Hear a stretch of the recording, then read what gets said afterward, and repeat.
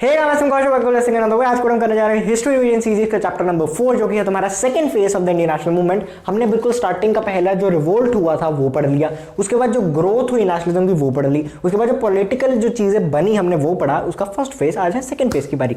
तो जो हमने लास्ट चैप्टर जिस तरीके से खत्म किया था वो तो हमने कुछ एमिनेंट पर्सनैलिटीज के बारे में बात करी थी जो कि अर्ली नेशनलिस्ट थे। आज के वीडियो में हम उनके बारे में नहीं पढ़ेंगे, उनके सक्सेसेस के बारे में पढ़ेंगे, ठीक है। और ये चैप्टर जो है ना, ये वैसे काफ़ी मतलब बोरिंग सा लगता है, लेकिन तुम्हारे सिलेबस में बहुत रिड्यूस्ड है। अगर तुम्हें फुल डिटेल्ड वीडियो देखनी है, you can check out the videos in the description, but for revision this video is the best. So आज के हम क्या बोल रहे हैं, सबसे पहले पार्टीशन ऑफ बंगाल की बात करते हैं। पार्टीशन ऑफ बंगाल क्या चीज़ है यार? सी, पार्टीशन क्या होता है कि तुमने डिवाइड कर दिया, पार्टीशन कर दिया किस चीज़ का? बंगाल का। तो बात क्या थी कि भैया जी यहाँ पे आए लॉर्ड कर्जन सर। कब आए? लॉर्ड कर्जन सर आ गए तुम्हारे, लगा लो मोटा मोटा 1899, ठीक है। लॉर्ड कर्जन सर आ गए, ठीक है। फिर क्या किया उन्होंने? लॉर्ड कर्जन वाइसरॉय बन के आए और 1905 तक रहे। इसमें उन्होंने काफ़ी कांड से कर दिए, ठीक है, जिसके बारे में हम पढ़ रहे हैं। पर हम सिर्फ उनके सबसे बड़े कांड के बारे में पढ़ेंगे, जो कि पार्टीशन ऑफ बंगाल, जिसके बाद उनको निकाल दिया गया मतलब वाइसरॉय बदल दिया गया, ठीक है। तो 1905 में ही हुआ, 1905 तक ही वो रहे, ठीक है, वाइसरॉय। उसके बाद कोई और आ गया। सो पार्टीशन ऑफ बंगाल मतलब बंगाल का उन्होंने टुकड़े टुकड़े कर दिए। टुकड़े टुकड़े इन द सेंस के ऐसा नहीं कि बहुत छोटे छोटे, बस मेनली दो हिस्सों में उसे डिवाइड कर दिया, पार्टीशन कर दिया।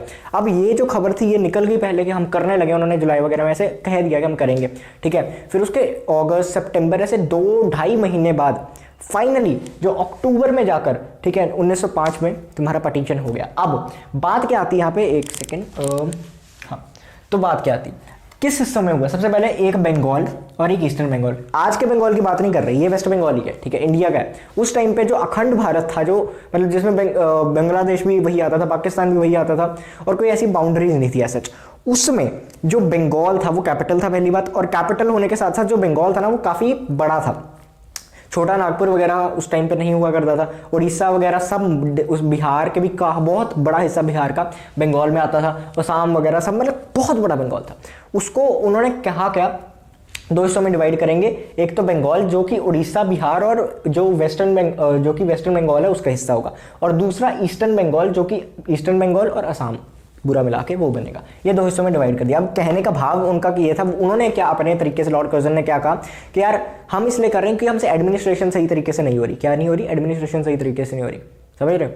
कि हम इसे गवर्न नहीं कर पा रहे। इतना बड़ा देश है, मतलब इतना बड़ा स्टेट है, तो एक कोई बॉडी, एक मतलब कोई स्टेट की एक ही बॉडी होगी ना, इस प्रोविंस को एक बॉडी नहीं कर पाएगी, एक सरकार नहीं गवर्न कर पाएगी, इसलिए इसको दो हिस्सों में डिवाइड करना पड़ेगा, ठीक है। कहने उन्होंने कहा, लेकिन अंदर अंदर खिचड़ी जो पक रही थी ना, उसका मतलब क्या था कि पहले तो हम बंगाल को ऐसे डिवाइड करेंगे कि इधर जो आ जाएंगे वो बंगाली मुस्लिम्स आ जाएंगे। तो एक साइड में बंगाली मुस्लिम्स आ गए, पूरा मतलब मुस्लिम डोमिनेटेड हो गया वो, ठीक है। उसमें मुस्लिम डोमिनेटेड हो गया ना बंगाल, ईस्टर्न बंगाल। और जो वेस्टर्न बंगाल है, मतलब जो नॉर्मल बंगाल जैसे बोलते थे, और वो होगा नॉन बंगालीज का, नॉन बंगाली पॉपुलेशन उसमें ज़्यादा होगी, और वो हिंदूज की होगी। मतलब देखो, पहली चीज़ उन्होंने क्या करी, हिंदूज और मुस्लिम्स को ऐसे डिवाइड कर दिया। इसमें जो है मुस्लिम डोमिनेटेड है, इसमें हिंदू डोमिनेटेड है। पर एक और चीज़ तो हमारे एग्जाम में आ सकती है, जो इधर था कि बंगाली मुस्लिम डोमिनेटेड, बंगाली मुस्लिम, जो बंगाल के मुस्लिम थे। मैंने तुम्हें कहा ना, इतनी स्टेट साथ में ही थी उसके उस टाइम पे, तो जो बंगाली बोलते थे, बंगाली मुस्लिम्स, ठीक है। और जो उधर थी, उधर चाहे हिंदू मेजॉरिटी थी लेकिन नॉन बंगाली, समझ रहे हो? जो बंगाली हिंदूज थे वो माइनॉरिटी बन के रह गए दोनों जगहों पे। कहाँ? दोनों जगहों पे। सो ये एक चीज़ थी, ये काफ़ी बड़ा, मतलब वो कह सकते हैं कि हमारे लिए तो गलत था, बट वो ऐसे मान रहे थे कि हमने तो मास्टर स्ट्रोक कर दिया है, कुछ ऐसा कर दिया। बट बात ये थी कि ये सब हुआ। अब इससे ना काफ़ी दिक्कतें हो गई, ठीक है। लोगों को लगा यार काफ़ी गलत बात है ये। कांग्रेस जो थी वहाँ पे सबसे बड़ी पार्टी उस टाइम की, मतलब अभी तो बन रही थी ना वो पार्टी असली में, तो उसने काफ़ी ऐसे चीज़ें उठाई कि यार ये तो गलत हो रहा है, ये तो गलत हो रहा है। तो बात यहाँ पे क्रक्स जो निकल के आता है, तुम्हें भी पता है, तुम एक बार चैप्टर रीड ऑलरेडी कर चुके होगे मोस्ट प्रोबेबली, तो हम फटाफट आगे बढ़ते हैं। क्या सबसे पहले तो एक यार इसके क्या हो गया कि एक तो एंटी पार्टीशन मूवमेंट चल गई। क्या anti partition movement? Anti partition मतलब लोगों ने तो अपना रिस्पांस दिया ना, जो कि बड़े बड़े देखो जो थे ऐसे पूरा पढ़े लिखे लोग, जो कि ऐसे लोग थे, इन्होंने तो कहा कि ये जो तुम बहाने दे रहे हो ये नहीं चलेंगे। अगर तुम्हें डिवाइड करना है ना तो हिंदी स्पीकिंग अलग कर दो, और हिंदी और उड़ीसा स्पीकिंग को अलग कर दो, और नॉर्थ बंगाल को अपना रहने दो। ये तुम धर्म के वाइज कर रहे हो ना, हमें सब पता है, हमें सब पता लग रहा है, और ये तुम गलत कर रहे हो, ऐसे ऐसे चीज़ें। तो एंटी पार्टीशन मूवमेंट बहुत हुई, ठीक है। लोगों ने काफ़ी विरोध जताना शुरू कर दिया, और यहाँ पे असली जो मास है वो आने लग गई जी फ्रीडम स्ट्रगल में हमारी। कैसे आई हम बात करते हैं। एक तो नेशनल मॉर्निंग, ठीक है, नेशनल मॉर्निंग उन्होंने कहा कि ये नेशनल मॉर्निंग का दिन है, ये बहुत गलत हो रही है। वो लोग सुबह सुबह उठ के ना गंगा के ऐसे डुबकियां लगाने चले गए और ऐसे मतलब पूरा समझ रहे हो क्या माहौल था। और वंदे मातरम के स्लोगन जैसे सड़कों पे लोग गा रहे थे, वंदे मातरम वंदे मातरम वंदे मातरम, ठीक है, ये सब चल रहा था। अमर सोनर बांग्ला काफ़ी ये माई गोल्डन बंगाल जो एक पोइम है ये लिखी थी, किसने लिखी थी? रविंद्रनाथ टैगोर ने। और उन्होंने ऐसे मतलब उस टाइम पे लिखी थी, तो उन्होंने ये लिखी इस चीज़ पे कि हमारा बंगाल इतना अच्छा है, इसको कैसे कर रहे हैं क्या क्या चीज़ें उसमें लिखी, ठीक है। तो वो चीज़ हुई उप्स। और मतलब काफ़ी ऐसे अलग अलग चीज़ें जो मॉर्निंग के टाइम पे हुई, जैसे कि एक और वियर्ड इंसिडेंट के रक्षाबंधन ना अलग तरीके से सेलिब्रेट किया गया बंगाल में। इस बार ऐसा नहीं हुआ कि भाई बहन को राखी बांध रहे, वो भी किया होगा मतलब, बट मेन चीज़ क्या हुई कि हिंदूज और मुस्लिम्स एक दूसरे को राखी बांध रहे थे। इससे क्या कि ब्रदरहुड दिखाने का, ब्रदरहुड का ही होता है ना रक्षाबंधन, तो ब्रदरहुड दिखाने के लिए कि हम साथ हैं, तुम कुछ भी कर लो हम अलग नहीं होंगे बाकी, क्योंकि वो करना तो यही चाहते थे। और it was really really clear and मतलब चीज़, ऐसा नहीं कि बहुत एपिसोड सा था या हमें पता नहीं लग रहा था, हमें सब पता लग रहा था, ठीक है जी। तो इससे ये सब चीज़ें हुई। अब इसके इम्पैक्ट क्या क्या हुए? सबसे पहले तो नेशनल मूवमेंट जो वो सप्रेस करना चाहते, लॉर्ड कर्जन ने क्यों किया? क्योंकि बंगाल वाज द हब। एक तो बंगाल वाज लाइक के कैपिटल और दूसरा Bengal was the hub of all the national movements, ठीक है। बहुत सारे लीडर्स बंगाल से निकलेंगे, ठीक है, निकले थे और निकलेंगे इस मतलब पार्टीशन के बाद भी। तो नेशनल मूवमेंट उन्होंने सप्रेस करना चाहते हैं, कम हो जाएगा इससे, लेकिन इससे और ज़्यादा हो गया। लोग भड़क गए ना, तो लोगों मासेस को समझ आ गई ये तो गलत हो रहा है, ये तो गलत हो रहा है। तो वो काफ़ी एक्टिवली मासेस जब पार्टिसिपेट करने लग गए ऑब्वियसली, तो नेशनल मूवमेंट काफ़ी इंक्रीज हो गया। और इसके साथ एक और तरीका इंक्रीज कैसे हुआ? पहले जो था सिंपल अर्ली नेशनलिस्ट थे, वो थोड़ा प्रेयर पिटीशन वगैरह पे ध्यान देते थे, ठीक है, P3 पे। लेकिन ये जो यहाँ से क्या हो गया, यहाँ से थोड़ा तुम 1-1.5 साल में तुम देखोगे असर्टिव नेशनलिस्ट उभर के आगे। असर्टिव नेशनलिस्ट बहुत बड़ा थ्रेट थी किसे? ब्रिटिशर्स को। सिंपल सी पॉइंट है, हम आगे पढ़ेंगे, ठीक है। और इससे क्या हुआ? सूरत स्प्लिट हो गया 1907 में। अब जो सूरत स्प्लिट तुम्हारे सिलेबस में नहीं है वैसे, बट स्टिल अगर तुम्हें थोड़ा बहुत बताना हो कि सूरत स्प्लिट में ऐसे जो असर्टिव नेशनलिस्ट थे और जो पुराने अर्ली नेशनलिस्ट थी उनकी कांग्रेस अलग होगी, और मतलब असर्टिव नेशनलिस्ट को बेसिकली कांग्रेस से निकाल दिया गया। तो असर्टिव नेशनलिस्ट का मानना था कि हम चुप करके बैठ रहने वाले, हम लड़ेंगे not in a violent way, but हम ऐसा चुप करके नहीं बैठेंगे, हम मांगेंगे, ठीक है, उनसे मांगे करेंगे, ये वो करेंगे। ये नहीं कि प्रेयर कर दिए वो कर दिया, नहीं, हम हड़तालें करेंगे, ये वो चीज़ें सब करेंगे, मतलब हम पढ़ेंगे स्वदेशी है वो, ये सब चीज़ें उनके करेंगे। वो कहेंगे नहीं यार हम लॉफुली चीज़ें करेंगे, वो उनका ये मानना था। जो पुराने थे, जो अर्ली नेशनलिस्ट थे, तो उनमें थोड़ी दरार पड़ गई। और दरार से क्या हुआ? देखो 1906 में भी ये चीज़ हो रही थी, लेकिन 1906 में उन्होंने थोड़ा रोक दिया क्योंकि पार्टीशन वगैरह का पूरा रखा उन्होंने। और दादा भाई नारोजी जो प्रेसिडेंट बन गए, वो दोनों पार्टी से रिस्पेक्टेड थे, तो किसी ने कुछ कहा नहीं था। लेकिन 1907 में फिर उनकी लड़ाई होगी कि अब प्रेसिडेंट कौन बनेगा। इधर से कहा जो अर्ली थे उन्होंने कहा राज बिहारी घोष, इधर से कहा लाला लाजपत राय, उनकी समझ नहीं बनी नहीं, तो राज बिहारी घोष जी को बनाया गया और उनको बाहर निकाल दिया गया, ठीक है। तो ये सिर्फ बेसिकली ये सूरत स्प्लिट में हुआ था। अब मेन तुम्हारे सिलेबस में यही है कि मेथड्स क्या थे और 3 एमिनेंट पर्सनालिटीज के बारे में लिखना है। अब मेथड्स के बारे में अगर हम पढ़े तो सबसे पहले आता है तुम्हारा स्वदेशी। क्या? स्वदेशी। स्वदेशी का मतलब यार तुम सब जानते हो, मुझे कुछ ऐसे बताने की जरूरत है नहीं, कि अपने जो बेसिक नीड्स हैं, जो कि मेन इंपॉर्टेंट चीज़ें हैं, जो हम डेली यूज़ में हैं, ये वो चीज़ें वो हम खुद बनाएं, ठीक है, हम खुद प्रोड्यूस करें और हमें बाहर से ज़्यादा मंगाना ना पड़े, सेल्फ रिलायंट हो जाए हम, ठीक है। तो बेसिकली ये तुम इसमें लिख सकते हो। दूसरा इन्होंने क्या मेथड अपनाए? बॉयकॉट। अब तुम कहोगे कि स्वदेशी और बॉयकॉट तो एक ही चीज़ है, एक चीज़ नहीं है, सिमिलर चीज़ें, कि तुम अपना खुद की चीज़ें बना रहे हो, खुद की चीज़ें बना रहे हो तो तुम्हें बाहर की चीज़ों की कम ज़रूरत होगी। और बाहर की चीज़ें कहाँ से आ रही थी? इंग्लैंड से।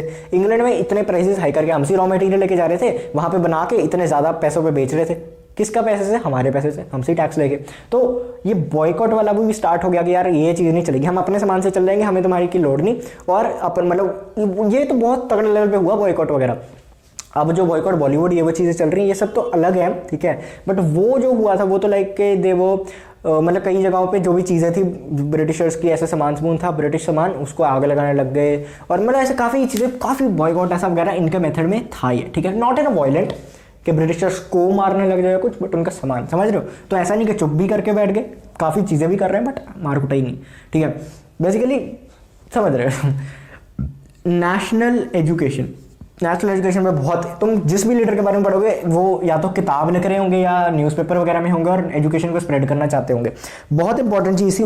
इन्होंने समझ लिया था कि नेशनल एजुकेशन इंपॉर्टेंट है, अगर लोगों तक हमने बात पहुंचानी है। क्योंकि उनका क्या था, जो अर्ली नेशनलिस्ट थे वो लॉयर्स तक, ऐसे प्रोफेशनल्स, ऐसे अलग अलग प्रोफेशंस तक सीमित थे।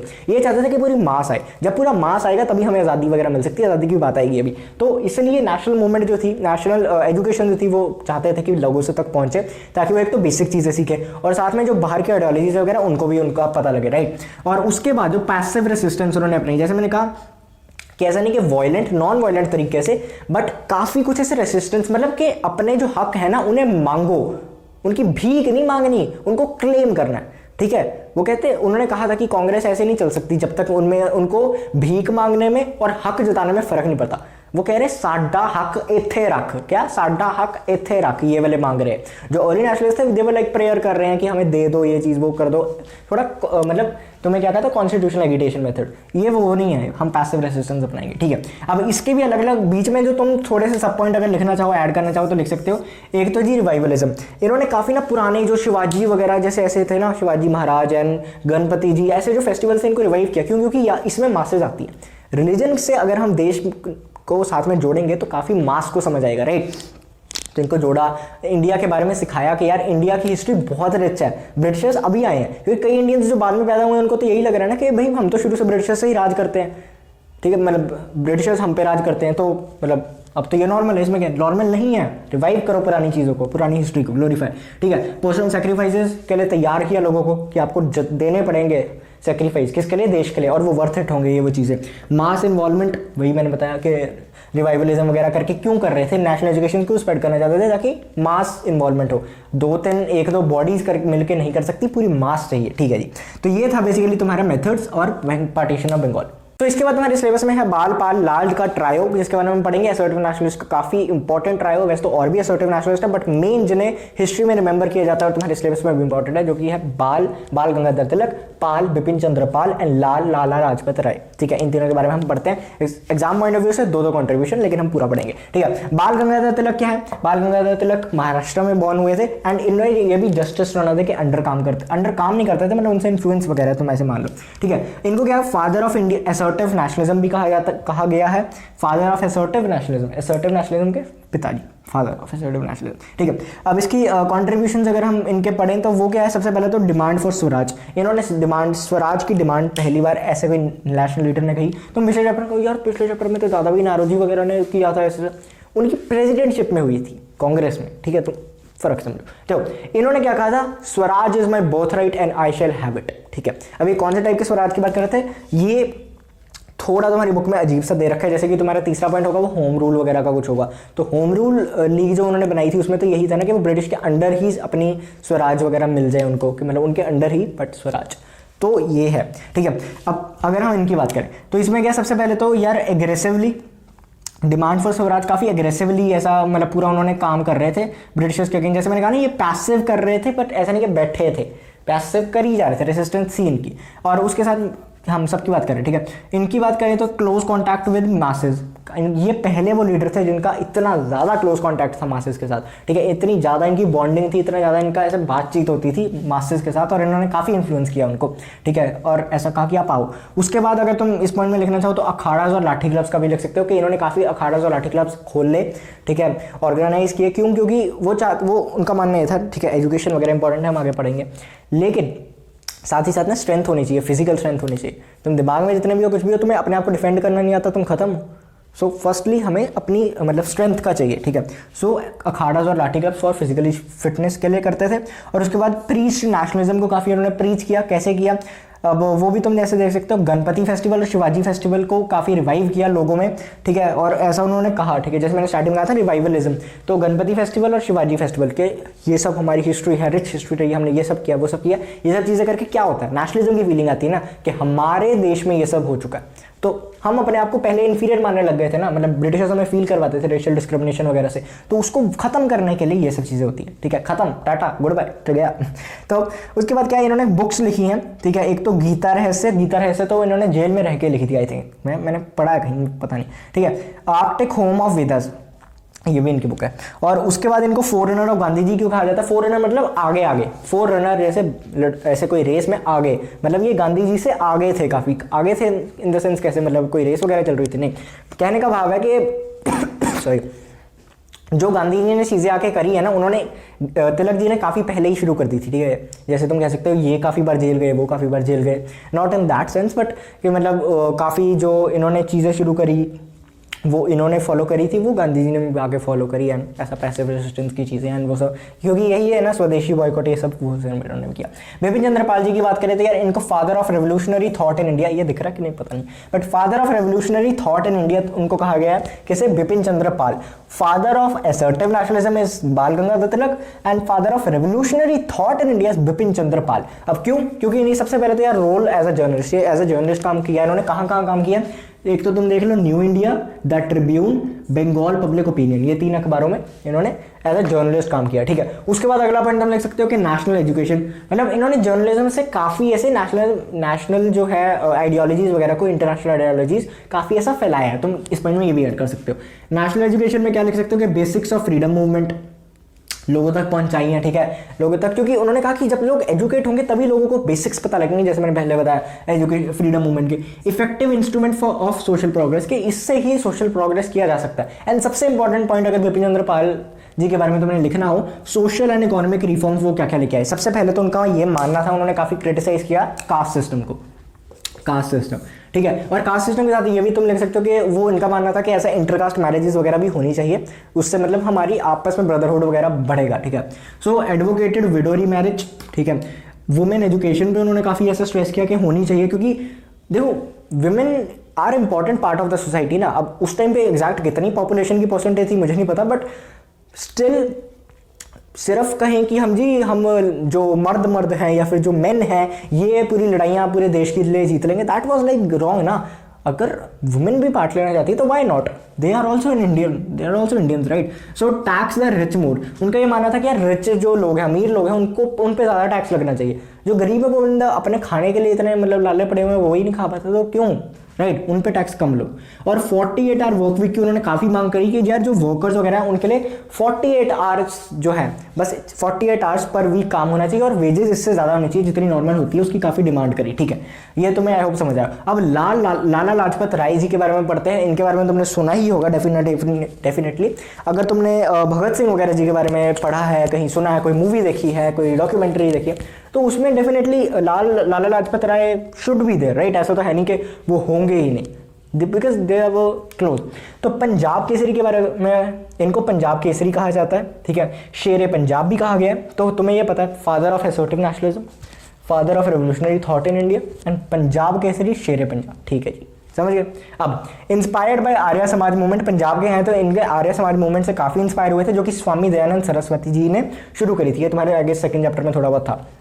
अब इनके कंट्रीब्यूशन क्या, सबसे पहले वही मैंने कहा एजुकेशन सबने स्प्रेड करी, तो क्या an educationist and forceful writer, काफ़ी एजुकेशनिस्ट तो थे ही, पर साथ ही साथ बहुत बड़े राइटर भी थे, मतलब बहुत कमाल का लिखते थे, मतलब लॉयर वगैरह भी थे, बट मेन हम फ्रीडम के बारे में अगर बात करें तो ये, ठीक है। यंग इंडिया, पहली बात तो इन्होंने यूएसए में एक मतलब ऐसे मैगजीन वगैरह खोली थी, तो यंग इंडिया से इन्होंने काफ़ी चीज़ें प्रोपिगेट करी। उसके बाद पंजाबी और वंदे मातरम जो उर्दू डेली थी, मतलब अखबार जो हर रोज़ आती थी उर्दू में, 2 तरीके की, एक पंजाबी नाम से, एक वंदे मातरम नाम से। और पीपल थी एक इंग्लिश वीकली, पीपल नाम से एक इंग्लिश वीकली अखबार थी जो हफ्ते में एक बार आती थी, ठीक है। उसमें तुम ये लिख सकते हो। और साथ ही साथ क्या है जी, ये बुक ऑन नेशनल एजुकेशन भी इन्होंने एक लिखी है। नेशनल एजुकेशन, जो मैंने कहा कि सब यही चाहते थे, नेशनल एजुकेशन और नेशनलिज्म, ये सब जानना चाहते थे, मतलब पहुंचाना चाहते थे लोगों तक। अब अगर वैसे तो नहीं आएगा, बट फिर भी तुम्हें पता होना चाहिए ये कांग्रेस का पार्ट थे, ठीक है। इन्होंने जब पार्ट लिया उससे पूरी लाइफ टाइम रहे हैं असर्टिव नेशनलिज्म। अब ऐसा नहीं कि कांग्रेस सिंपल वर्ड नहीं, 1907 में जब स्प्लिट हुआ तो असर्टिव नेशनलिज्म में चले गए थे ऑब्वियसली, तभी हम आज इस वाले चैप्टर में इनके बारे में पढ़ रहे हैं। ऑल इंडिया ट्रेड यूनियन में भी इन्होंने पार्ट लिया, ठीक है। और स्वराज पार्टी में भी ये थे, ठीक है, स्वराज पार्टी कांग्रेस में। बट जब उनकी पॉलिटिकल आइडियोलॉजीज क्लैश होने लग गई, मैच नहीं हुई, तो ये बाहर भी आ गए थे, ठीक है, साइन ऑफ भी कर लिया था, लेकिन पार्ट थे कुछ टाइम तक स्वराज पार्टी से। ऑलराइट, अब ये हमने पढ़ लिया। सेकंड अगर हम पढ़े तो सोशल रिफॉर्मर भी रहे हैं। सोशल रिफॉर्मर भैया, हाँ, सोशल रिफॉर्मर मतलब कि सोसाइटी को रिफॉर्म करने के लिए। और उसमें तुम लिख सकते हो कि तो डीएवी कॉलेज लाहौर को एक्सपैंड करने में काफ़ी मेहनत करी, काफ़ी मतलब इनका रोल रहा है। उसके बाद ओपन इन्होंने ऑर्फनेजेस खोले हैं। देखो सोशल में तो यही सब आएगा ना, ऑर्फनेजेस खोले, स्कूल खोले, हॉस्पिटल खोले। And servant of people society भी इन्होंने मतलब आउटकास्ट के लिए जो थी उनमें भी मतलब इन्होंने पूरा ऐसा साथ दिया, उसके पार्ट थे पूरा, ठीक है। आउटकास्ट में आई डोंट नो, मैंने कहीं वर्ड सुना यार, मतलब सुना obviously it's an English word, but आज थोड़े ऐसा ना कहीं मूवी या सीरीज में आउटकास्ट्स वेंसडे में था, पता नहीं, डू लेट मी नो, ठीक है। अच्छा तुम पढ़ो वैसे, डू लेट मी नो।